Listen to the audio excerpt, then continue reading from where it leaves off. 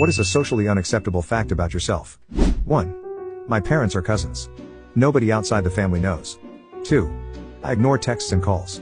It starts with, I'll respond later, and then after a while I feel like it's been too long to reply, so I don't. It's not malicious, but I assume it feels that way to others.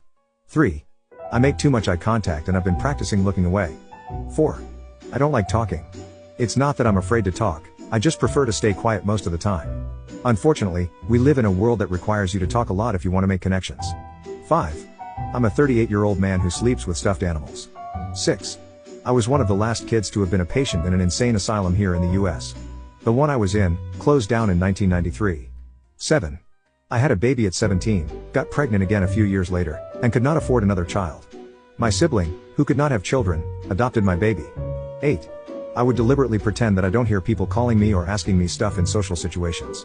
Also, in a crowd when people are chit-chatting in a circle, I zone out if I'm not interested. 9. I love me a good nose picking.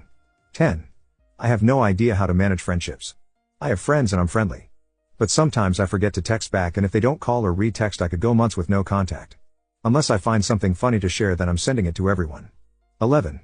I used to practice facial expressions as a child because I was always told I was robotic and expressionless by my parents, no less, and studied how the popular kids at school acted so I could make friends.